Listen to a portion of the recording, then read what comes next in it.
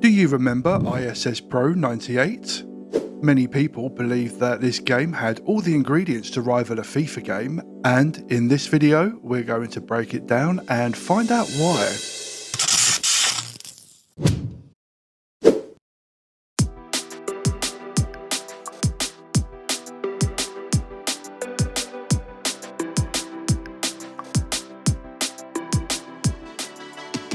ISS Pro 98 is a football game that was developed by Konami and released on the PlayStation and N64. It was released at a time when there were plenty of football games to appease gamers. However, because of its features and just how smoothly it played, ISS Pro 98 was considered a head above the rest. Unless you was a FIFA fan, of course, then well, you probably got a different opinion. Anyway, ISS Pro 98 was a total upgrade to its predecessor. Konami added lots of new features, and anything that was brought over from the previous game was fine-tuned for a smoother and more enjoyable experience. It was renowned for its incredibly smooth and fluid gameplay, offering responsive controls and realistic player movement. This made matches feel dynamic and engaging. Just look at these cheeky turns right here. Although it's pretty standard nowadays, most football games back then just weren't developed to pull off moves like that. The amount of control the player had from dribbling the ball just felt like nothing else at the time. In fact, dribbling felt so intuitive, it became standard practice to go one-on-one with a goalkeeper, then, just on the last second. This was especially effective when playing against friends or family. I wonder how many controllers got smashed after conceding goals like this. Speaking of scoring, ISS Pro 98 gave the player many exciting ways to get the ball into the net. Diving headers and scissor kicks were two fun ways to scare the goalkeeper. Also, long-driven shots felt particularly satisfying as well. One shooting technique that always baffled me though was just how a player managed to score a goal using the outside of their foot whilst facing in the wrong direction. I mean, is that classed as a trick shot or what? Good cross. Yes, a fantastic goal. 1-1. The players in ISS Pro 98, well, they have emotions. They range from feeling completely sad to buzzing, bruv. Typically, before starting a match, the sad players will be subbed out to make way for those who are proper feeling it. Or if no one on the subs bench is particularly feeling it, they'll be replaced with these guys. Meh. Imagine getting the chance to play for your country in the World Cup. You defeat all of your opponents and make it to the final. This is by far the most important day of your career, and everyone in your country is depending on you to bring a glimmer of happiness into their lives. Meh. As well as the World Cup, the game features many other tournaments and leagues, one of which is the Konami Cup, which allows the player to totally customise the way they'd like the competition to play out. Also, if the player has up to 15 friends, they can all pick a team each and play against each other. This is one thing that ISS Pro and in fact the Pro Evo series done really well. It wasn't uncommon for a group of lads to get together, put £10 each in a hat, then play a knockout tournament with the winner taking all. Did you ever do things like this with your friends? Let us know in the comments how much money you guys used to play for.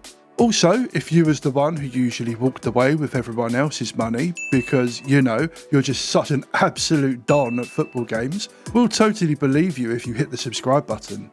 ISS Pro 98 wasn't just about playing knockout tournaments or leagues though. The player had the chance to play in a variety of ways. There was an opportunity to play an all-star match, which involves the best players in the world playing a single match against each other. There was a penalty kick mode, which, given its nature, I once again imagine a lot of controllers got smashed in by inferior siblings and inferior friends. The player can practice their skills in training mode. Here they can brush up on set pieces such as corners or free kicks, or if they're not up for any of that business, they can just have a little run around. The final mode that can be played is exhibition mode. This involves playing a single match against a friend or the CPU, or if you want to imagine that you're watching a real international match, then you can watch the CPU play against itself. This is something I used to like doing regularly as a kid. Also, another thing I used to do for a laugh is change the commentary language to Spanish. Spanish commentators are renowned for being incredibly passionate, particularly when a goal is scored. Intenta el disparo. ¡Gol! ¡El gol definitivo, señores! ¡Qué gol! El tiro así. Intenta el disparo. ¡Y gol! ¡Gol! ¡Gol! ¡Gol! ¡Gol! And wait, that's not to take anything away from any other commentator on ISS Pro 98. I grew up listening to the humble readings of Tony Gubba. Although his style didn't have the same, I guess, flair or passion as a Spanish commentator, he was still very memorable, particularly if you're from the UK. A sudden burst of speed.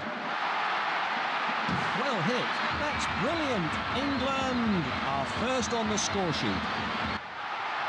He's got past his man, floating.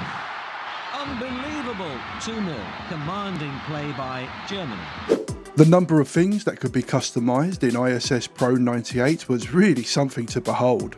Before starting a game, the player was able to choose which weather they would like to play in, how long the match should go on for, how difficult the computer should be, and which stadium they'd like to play in. Now, compared to modern standards, this is all pretty normal, but back then, it just really wasn't. Having the ability to customise a match like this was pretty mind-blowing. To add to this, the player was also able to go into options on the main menu and customise the players' names. This worked wonders for those who were particularly particular and had to have all of the players' names as they are in real life. It was also a ton of fun for those who wanted to add their friends' names and, well, just have a little kick about with their mates. So, this amazing little football game has proven itself to be, well, certainly more than plucky. That being said, the argument of whether it was more fun to play than any FIFA game at the time is really entirely up to the player. The fact that so many people considered ISS Pro 98 good enough to rival FIFA 98 or 99 in the first place really just proves how amazing it was. It served as a pioneer for Konami's next and most successful football series, Pro Evolution Soccer, and showed the world that you don't need any official licensing to draw in a huge and fiercely loyal fan base. ISS Pro 98 will forever be remembered as the hero who showed the world that there is more than one way to score a goal in the world of football gaming. Thank you so much for watching. Please remember to give the video a thumbs up if you enjoyed it, and please subscribe if you want to see more gaming nostalgia. If there are any games that you'd like me to make a video about, let me know and I'll add them to my list. Thanks again, hopefully see you all in the next video.